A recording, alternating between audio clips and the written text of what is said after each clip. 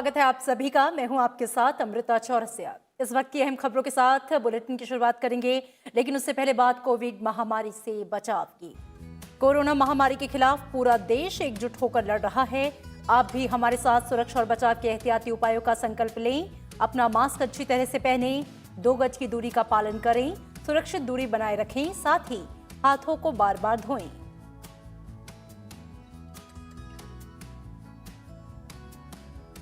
और आइए अब नजर हेडलाइंस पर।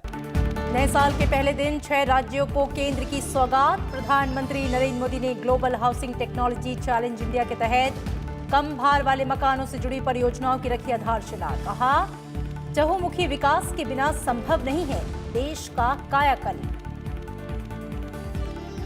प्रधानमंत्री नरेंद्र मोदी ने रियल एस्टेट क्षेत्र को प्रोत्साहन के लिए सरकार की दोहराई प्रतिबद्धता। बोले, अफोर्डेबल हाउसिंग कॉम्प्लेक्स इसी दिशा में नई पहल। 2022 तक हाउसिंग फॉर ऑल के लक्ष्य की प्राप्ति के लिए चौतरफा काम जारी।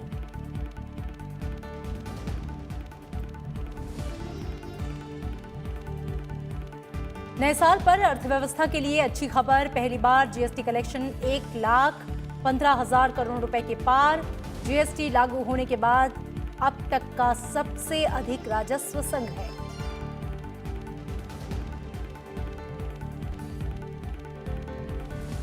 कोरोना वैक्सीन को आपात मंजूरी के लिए एक्सपर्ट कमेटी की बैठक।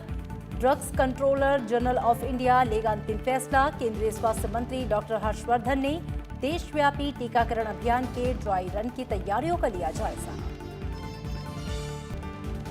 और राजधानी दिल्ली में नए साल के पहले दिन 1 डिग्री तक गिरा पारा। बीते 15 साल में सबसे न्यूनतम तापमान दर्ज। मौसम विभाग का अगले हफ्ते सर्दी से राहत और हल्की बारिश की उम्मीद।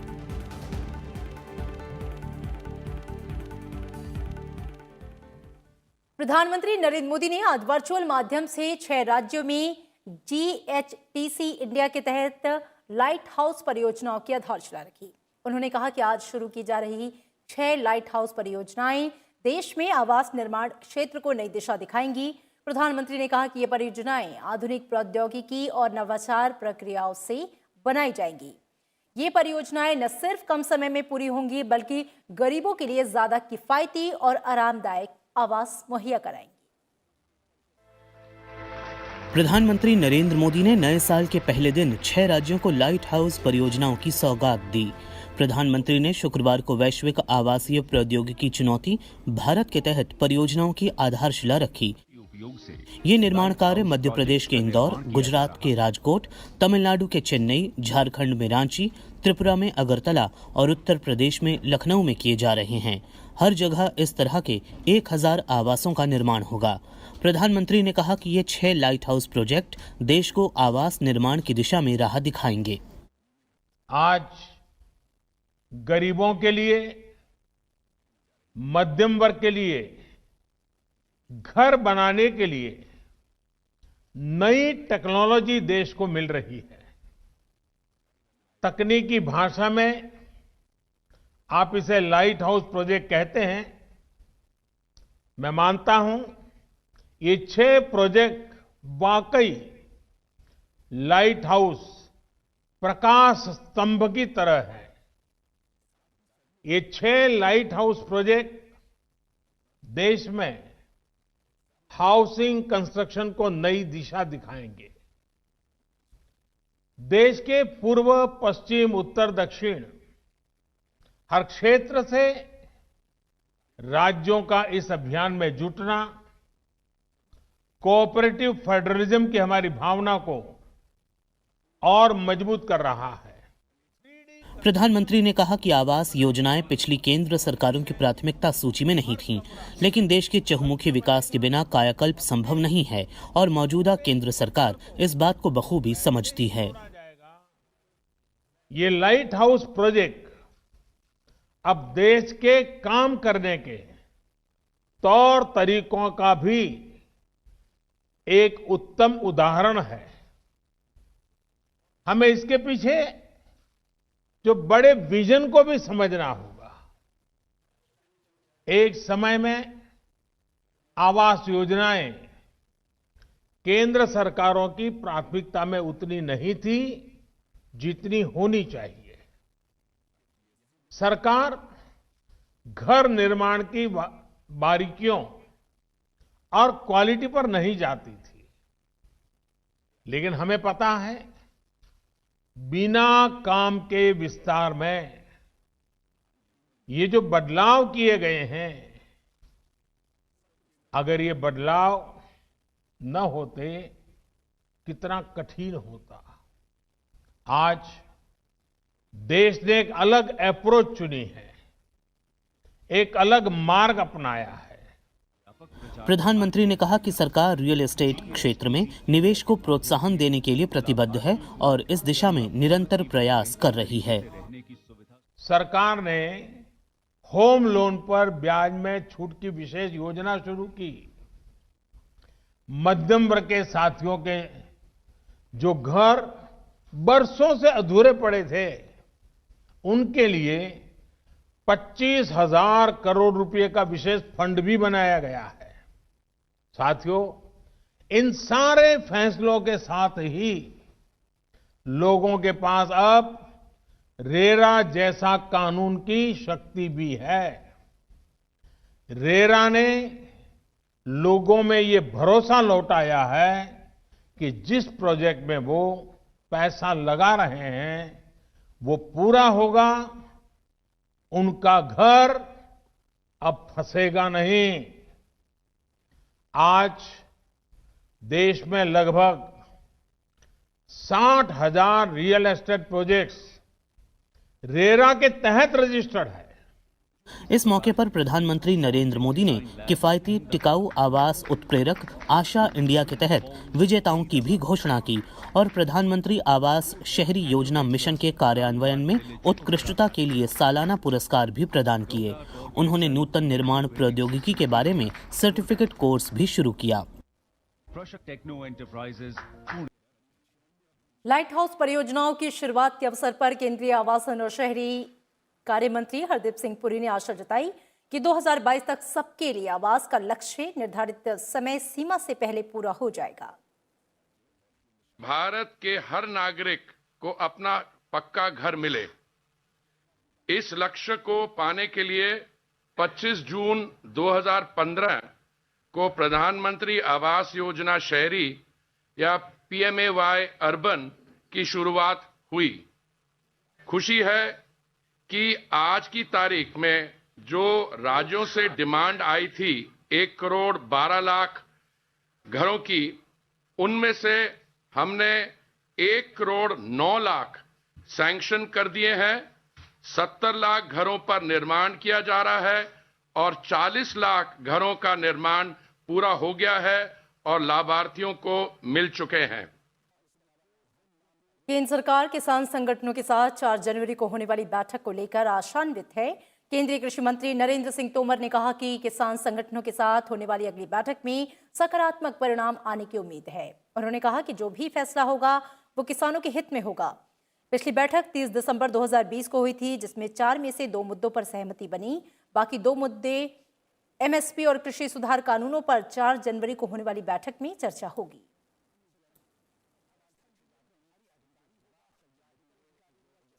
आज से प्याज की सभी किस्मों के निर्यात से प्रतिबंध को हटा लिया गया है। सरकार ने प्याज के भाव में गिरावट आने के बाद निर्यात पर लगा प्रतिबंध हटाने का फैसला लिया। देश भर में प्याज की कीमतों में तेज उछाल के बाद सरकार ने सितंबर में इसके निर्यात पर पाबंदी लगा दी थी। आसमान छूती प्याज की कीमतों को काबू में करने के लिए सरकार ने कई कड़े कदम उठाए, जिनका असर बाजार में प्याज की कम हुई कीमतों के साथ दिखाई दिया।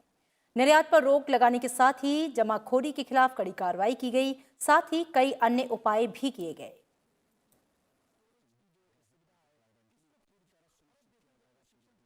और भारत की अर्थव्यवस्था में सुधार के संकेत पुख्ता होते दिखाई दे रहे हैं। इसकी बानगी मिलती है दिसंबर में हुए GST कलेक्शन से। नए साल की शुरुआत के साथ ही GST कलेक्शन के शानदार आंकड़े सामने आए हैं। बीते दिसंबर में देश भर में कुल 1,15,174 करोड़ रुपए के सकल GST राजस्व की वसूली हुई है। इसमें 21,365 करोड़ रुपए CGST, 27,804 करोड़ रुपए SGST, वस्तुओं के आयात पर वसूली गई 27,050 करोड़ रुपए की राशि सहित कुल 57,426 करोड़ रुपए, IGST और वस्तुओं की आयात पर वसूल की गई 971 करोड़ रुपए की राशि सहित कुल 8,579 करोड़ रुपए की उपकर राशि शामिल है। जीएसटी लागू होने के बाद से ये अब तक का सबसे अधिक राजस्व संग्रह है और पहली बार इसने 1,15,000 करोड़ रुपए के स्तर को पार किया। दिसंबर 2019 के मुकाबले दिसंबर 2020 में जीएसटी राजस्व 12% से अधिक रहा। चालू वित्त वर्ष में यह लगातार तीसरा महीना है जब अर्थव्यवस्था में महामारी के बाद रिकवरी के संकेत मिले हैं और जीएसटी राजस्व 1 लाख करोड़ रुपए से अधिक हुआ है। और आज से चुनावी बॉन्ड की बिक्री शुरू हो गई है और ये बॉन्ड 10 जनवरी तक खरीदे जा सकेंगे। ये बॉन्ड जारी किए जाने की तारीख से 15 कैलेंडर दिनों के लिए वैध होंगे। सरकार ने चुनावी बॉन्ड जारी करने और भुनाने के लिए भारतीय स्टेट बैंक को अधिकृत किया है और एसबीआई की 29 अधिकृत शाखाओं से चुनावी बॉन्ड को खरीदा जा सकेगा, साथ ही इनको भुनाया भी जा सकेगा। एसबीआई की ये शाखाएं दिल्ली, चंडीगढ़, शिमला, श्रीनगर, देहरादून, लखनऊ, पटना और इसके साथ ही रायपुर, जयपुर, गांधीनगर, भोपाल, मुंबई, बंगलुरु, चेन्नई, कोलकाता और गुवाहाटी में है। राजनीतिक चंदे में पारदर्शिता लाने के मकसद से सरकार ने जनवरी 2018 में इस योजना की शुरुआत की थी और मार्च 2018 में चुनावी बॉन्ड की बिक्री शुरू हुई थी। योजना के तहत चंदे के लिए चुनावी बॉन्ड सिर्फ वही पंजीकृत राजनीतिक दल इस्तेमाल कर सकते हैं जिन्होंने पिछले लोकसभा या विधानसभा चुनाव में कम से कम 1% वोट हासिल किया हो।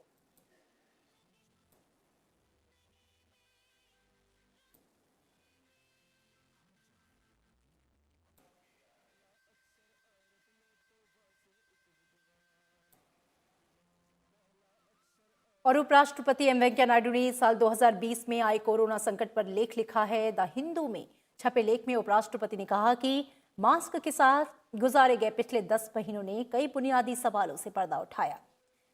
उन्होंने बताया कि हम कितने सार्थक तरीके से जी रहे हैं और कैसे सकारात्मक तरीके से चुनौतियों का सामना किया जा सकता है। उपराष्ट्रपति एम वेंकैया नायडू ने अपने लेख में लिखा है कि कोरोना महामारी ने लोगों को प्रतिबंधित जीवन जीने को मजबूर कर दिया है। लोगों ने जान लिया है कि यदि उन्हें जीवित रहना है तो मास्क का उपयोग करना जरूरी है। उपराष्ट्रपति ने लिखा है कि साल 2020 ने बता दिया है कि इस तरह के हालात से कैसे मुकाबला करना है और कैसे संभाव और संतुलन के साथ रहना है। उपराष्ट्रपति ने लिखा है कि वुहान से पूरी दुनिया में फैले कोरोना वायरस ने हमें एक बड़ा सबक सिखाया है। इसने बता दिया है कि मानव इस दुनिया में सुप्रीम पावर नहीं है। हालांकि प्रकृति में मानव का हस्तक्षेप बढ़ गया है, जिसकी वजह से इस तरह की घटनाएं बढ़ी हैं। उपराष्ट्रपति ने अपने आइसोलेशन के दिनों को याद करते हुए लिखा है कि कोरोना महामारी ने हमें प्रकृति के साथ मिलकर चलने की नसीहत दी है। इसने बताया है कि हमें मानवता और प्रकृति की रक्षा करनी होगी। कोरोना वायरस के नए स्ट्रेन का जिक्र करते हुए उपराष्ट्रपति ने लिखा है कि दुनिया भर में कोरोना वैक्सीन से लोगों के जान बचाने का काम शुरू हो चुका है, लेकिन हालात सामान्य होने में अभी भी वर्षों वक्त लग सकता है। वैक्सीन से इस बीमारी को खत्म किया जा सकता है, लेकिन इससे हमें बहुत कुछ सीखने की जरूरत है।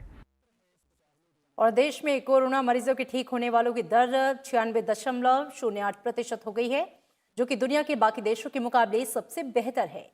अब तक कोविड से लगभग 99 लाख मरीज ठीक हो चुके हैं। सक्रिय मामलों की संख्या घटकर 2,54,000 रह गई, जो कि 179 दिनों के बाद का ये सबसे कम आंकड़ा है। देश में कोरोना से ठीक होने वाले लोगों का आंकड़ा लगातार बढ़ता जा रहा है। पिछले 35 दिनों से दैनिक नए मामलों की तुलना में अधिक मरीजों के ठीक होने से सक्रिय मामलों में लगातार गिरावट हो रही है। गुरुवार को कुल 20,035 नए सक्रिय मामले सामने आए। वहीं इस दौरान 23,181 मरीजों को अस्पताल से छुट्टी दे दी गई। बीते गुरुवार को कुल सक्रिय मामलों में 3,146 मामलों की गिरावट दर्ज की गई। इसके साथ ही देश में कुल सक्रिय मामलों की संख्या घटकर 2,54,254 रह गई है, जो 179 दिनों के बाद सबसे कम है। इससे पहले 6 जुलाई 2020 को सक्रिय मामलों की कुल संख्या 2,53,287 थी।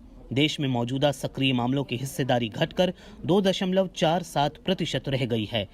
वहीं कोविड को हराकर ठीक हुए मरीजों की संख्या 98,83,000 को पार कर गई है। रिकवरी दर भी बढ़कर 96.08% तक पहुंच गई है, जो दुनिया में किसी भी देश की तुलना में सबसे बेहतर है।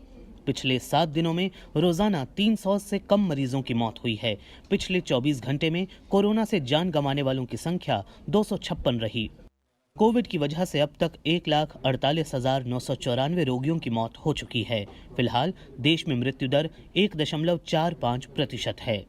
ICMR के मुताबिक अब तक देश भर में करीब 17 करोड़ 31 लाख से अधिक नमूनों की जांच की जा चुकी है। गुरुवार को 10,62,000 से अधिक नमूनों की जांच की गई। और ब्रिटेन के लिए उड़ानों की आवाजाही 8 जनवरी से शुरू हो जाएगी। केंद्रीय नागरिक उड्डयन मंत्री हरदीप सिंह पुरी ने इस बात की जानकारी दी। केंद्रीय मंत्री हरदीप सिंह पुरी ने कहा कि 8 जनवरी से दिल्ली, मुंबई, बेंगलुरु और हैदराबाद से उड़ानें शुरू की जाएंगी। 23 जनवरी तक दोनों देशों के बीच प्रत्येक सप्ताह 15 उड़ानों का परिचालन किया जाएगा। इससे पहले ब्रिटेन में नया स्ट्रेन मिलने के बाद 23 दिसंबर को सरकार ने ब्रिटेन के लिए उड़ानों पर प्रतिबंध लगाया था।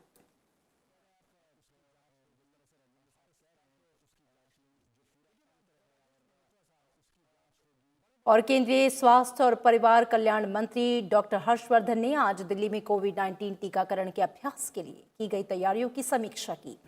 बैठक के दौरान उन्होंने सभी राज्यों के अधिकारियों के साथ आवश्यक तैयारियों को पूरा करने के निर्देश दिए।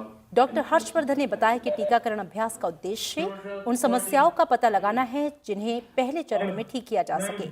उन्होंने कहा कि वैक्सीन लगने के बाद इलेक्ट्रॉनिक सर्टिफिकेट देना होगा। कोल्ड चेन ठीक तरीके से काम हो, ये भी सुनिश्चित किया जा रहा है। मॉक ड्रिल, उसको ड्राई रन कहिए, ट्रायल रन कहिए, वैक्सीन को देने के संदर्भ में किसी भी प्रकार की कोई भी इम्प्लीमेंटेशन में कमी ना रहे, वो कल होने जा रहा है। आज हमने अपने सभी वरिष्ठ अधिकारियों के साथ सारे देश भर के कल होने वाले ड्राई रन की तैयारियों की प्रिपेयर्डनेस के बारे में बहुत विस्तार से विश्लेषण किया है। उनको आग्रह पूर्वक ये कहा है कि जो डिटेल्ड गाइडलाइंस भारत सरकार ने बनाई है इस संदर्भ में हर पहलू पर, हर स्थान के लिए, हर प्रकार के इस सारे एफर्ट में लगे हुए व्यक्ति के लिए up to the level of vaccinator, उन सब की समीक्षा करिए और परफेक्ट तैयारियां करिए।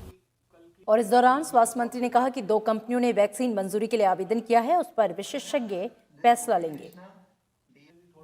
कि 2 कंपनियों ने रेगुलेटर के पास अपनी एप्लीकेशन लगाई है और हमें उम्मीद है कि अगर वो अप्रूवल उन कंपनियों को मिलेगा तो फिर आने वाले समय में जिस प्रकार का हमारा प्लान है उसके हिसाब से हम लोगों को वैक्सीनेशन करना शुरू करेंगे। और विश्व स्वास्थ्य संगठन ने Pfizer BioNTech corona virus vaccine के आपात उपयोग की मंजूरी दे दी है। इससे यूरोप और उत्तरी अमेरिका में पहले से ही उपलब्ध इन टीकों का उपयोग कई गरीब देशों में भी किया जा सकेगा। WHO ने कहा कि फाइजर बायोएनटेक का टीका तय सुरक्षा मानकों और अन्य मापदंडों पर खरा उतरा है। कोविड-19 वैक्सीन के आपात उपयोग को अनुमति देने के फैसले से कई देश इसे आयात कर सकेंगे। इस वैक्सीन के आपात उपयोग को अमेरिका, ब्रिटेन, यूरोपीय संघ और अन्य कई देशों में पहले ही अनुमति दी जा चुकी है। प्रत्येक देश में औषध विनियामक निकाय को किसी भी कोविड-19 वैक्सीन को अनुमति देने का अधिकार होता है, लेकिन कमजोर स्वास्थ्य प्रणाली वाले देश आमतौर से विश्व स्वास्थ्य संगठन पर निर्भर रहते हैं। ऐसे में WHO के फैसले से गरीब देशों में टीका लगाने संबंधी नियामकों की मंजूरी प्रक्रिया को गति मिल सकी।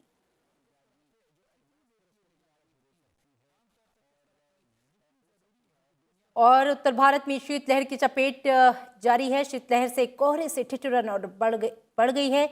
शीतलहर से हिमाचल प्रदेश, उत्तराखंड, पंजाब, हरियाणा, चंडीगढ़, दिल्ली, उत्तर प्रदेश और राजस्थान में कड़ाके की ठंड पड़ रही है। राजधानी दिल्ली में आज मौसम का सबसे ठंडा दिन रहा। दिल्ली के सफदरजंग में न्यूनतम तापमान 1.1 डिग्री सेल्सियस दर्ज किया गया, जो कि पिछले 15 साल में सबसे कम तापमान है। दिल्ली में सुबह बेहद घने कोहरे के कारण दृश्यता काफी कम रही। ठंड के चलते लोग सुबह घर से देरी से निकले। पहाड़ी इलाकों की बात करें तो बर्फबारी से कई इलाकों में तापमान 0 डिग्री सेल्सियस से नीचे है। मौसम विभाग के मुताबिक पश्चिमी विक्षोभ के कारण न्यूनतम तापमान बढ़ेगा। इससे उत्तरी पश्चिमी भारत में 2 से 6 जनवरी तक इसका असर दिखाई देगा। पश्चिमी विक्षोभ के प्रभाव के कारण राजधानी में अगले हफ्ते शुरू में हल्की बारिश का अनुमान है। वहीं हिमालय क्षेत्र में बर्फबारी के आसार हैं। सफदरजंग में 1.1 है, ये लोएस्ट है, ये सीजन का है और 2006 के बाद ये लोएस्ट है। जैसे 1.1 चल रहा है तो आज नाइट को 4 से 5 डिग्री रिकॉर्ड होगा, ये पक्का है, क्योंकि पूर्वीय हवा जो है वो गर्म लाता है, ठीक है ना। वो एक है, सदर्ली चल रहा है, सब चल रहा है। और जो वेस्टर्न डिस्टर्बेंस आ रहा है उसका वजह से कल से क्लाउडिंग शुरू होगा, थर्ड को ड्रिजिल हो सकता है, बट ज़्यादा रेन जो है 4th और 5th में है दिल्ली में। आप ये मान के चलिए कि राजस्थान का जो है कल से रात से या जो है 3rd को रेन शुरू हो जाएगा पूर्व राजस्थान में, उत्तर मध्य प्रदेश और दिल्ली में जो है 3rd से शुरू होगा। ये काफ़ी लंबा टाइम रहेगा, 6 तारीख तक। और हैवी रेन स्नो भी होगा जम्मू कश्मीर, हिमाचल, उत्तराखंड 4th नाइट को। और नए साल की शुरुआत के साथ भारत आज से संयुक्त राष्ट्र सुरक्षा परिषद का अस्थायी सदस्य बन गया है। भारत की सदस्यता 2 साल के लिए होगी और इससे पहले भी भारत 7 बार सुरक्षा परिषद का अस्थायी सदस्य चुना जा चुका है। कोरोना महामारी के बीच भारत की ये सदस्यता कई मायनों में काफी अहम है। संयुक्त राष्ट्र सुरक्षा परिषद के अस्थायी सदस्य के अपने इस कार्यकाल को प्रभावी बनाने के लिए भारत दुनिया के अन्य देशों के साथ मिलकर काम कर रहा है, ताकि खुद सुरक्षा परिषद को भी दुनिया की समस्याओं को सुलझाने में वास्तविक मायने में सहायक बनाया जा सके। संयुक्त राष्ट्र में भारत के स्थायी प्रतिनिधि टी.एस. त्रिमूर्ति ने कहा है कि भारत अपने इस कार्यकाल में लोकतंत्र, मानवाधिकार और विकास जैसे मुद्दों को प्राथमिकता देगा। भारत इस अवसर पर दुनिया में नियम आधारित व्यवस्था और अंतर्राष्ट्रीय कानून के मुताबिक कामकाज के व्यवहार पर जोर देगा। संयुक्त राष्ट्र सुरक्षा परिषद के अपने कार्यकाल के दौरान भारत बहुपक्षवाद और बहुध्रुविता को बढ़ावा देने पर भी बल देगा। आतंकवाद के खिलाफ अंतर्राष्ट्रीय रणनीति, समुद्री सुरक्षा और शांति सेना के काम में सुधार भी भारत के एजेंडे में शामिल है। संयुक्त राष्ट्र सुरक्षा परिषद के अपने 2 साल की सदस्यता के बीच भारत सुरक्षा परिषद में सुधार के काम को आगे बढ़ाने पर जोर देगा। भारत लगातार इस बात पर जोर देता रहा है कि संयुक्त राष्ट्र सुरक्षा परिषद वर्तमान समय की वास्तविकताओं का प्रतिनिधित्व करता है। इसमें सुधार की जरूरत है और भारत अन्य देशों के साथ मिलकर सुधार के लिए लगातार आवाज उठा रहा है। इसके अलावा सुरक्षा परिषद में भारत विकासशील देशों की आवाज भी बनेगा। इससे पहले भारत 1950, 1967, 1972, 1977, 1984, 1991 और 2011 में सुरक्षा परिषद के अस्थायी सदस्य के रूप में शामिल था। और राष्ट्रीय स्वयंसेवक संघ के प्रमुख मोहन भागवत ने making of Hindu patriot background of Gandhi ji का हिंद स्वराज किताब का विमोचन किया। इस किताब को जे.के. बजाज और एम.डी. श्रीनिवास ने लिखा है। ये किताब महात्मा गांधी के हिंदू देशभक्त के तौर पर विकास की कहानी को बताती है। गांधी जी ये समझते थे स्वतंत्रता की लड़ाई ये केवल राज्य में बैठे लोगों को बदलने की लड़ाई नहीं है, ये अपने स्वभाव के आधार पर, अपनी संस्कृति सभ्यता के आधार पर, अपने राष्ट्रीय जीवन के प्रत्येक अंग के पुनर्निर्माण की बात है। इसलिए केवल लड़ने की कुव्वत काफी नहीं है। जैसा भारत बनाना है वैसा जीवन जीने वाले लोग चाहिए। रक्षा अनुसंधान और विकास संगठन का आज 63वां स्थापना दिवस है। रक्षा मंत्री राजनाथ सिंह ने डीआरडीओ दिवस पर सभी डीआरडीओ कर्मियों और उनके परिजनों को शुभकामनाएं दी। ट्वीट संदेश में राजनाथ सिंह ने कहा कि डीआरडीओ ने रक्षा तकनीकों और प्रणालियों के विकास में अहम योगदान दिया है और आत्मनिर्भर भारत अभियान के लक्ष्य में डीआरडीओ के योगदान और उपलब्धियों पर हम सभी को गर्व है। राजनाथ सिंह ने ये कामना करते हुए कहा कि नया साल सफलताओं से भरा बीते। इस मौके पर डीआरडीओ ने स्वदेशी उन्नत रक्षा प्रौद्योगिकी और प्रणालियों को विकसित करके देश को आत्मनिर्भर बनाने के अपने संकल्प को दोहराया। साथ ही अनुसंधान, डिजाइन, विकास और रचनात्मकता के रास्ते पर आगे बढ़ने को लेकर अपनी प्रतिबद्धता जताई। डीआरडीओ का गठन 1958 में भारतीय सेना के तत्कालीन पहले से चल रहे तकनीकी विकास प्रतिष्ठान और रक्षा विज्ञान संगठन के साथ तकनीकी विकास और उत्पादन निदेशालय के समामेलन से किया गया। डीआरडीओ तब 10 प्रयोगशालाओं वाला एक छोटा संगठन था। आज डीआरडीओ 50 से अधिक प्रयोगशालाओं का एक बड़ा नेटवर्क है।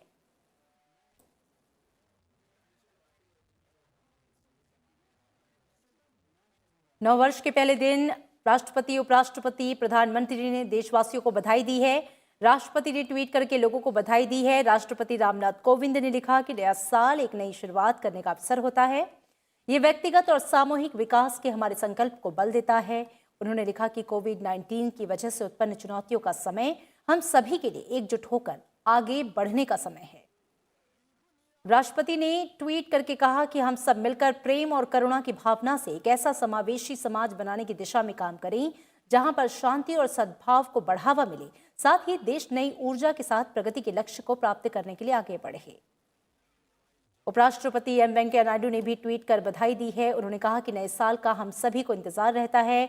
आइए वैश्विक महामारी के माध्यम से जीवन के कई सबक सिखाने वाले इस साल को अलविदा कहते हैं और आशा की भावना के साथ नए साल का स्वागत करते हैं।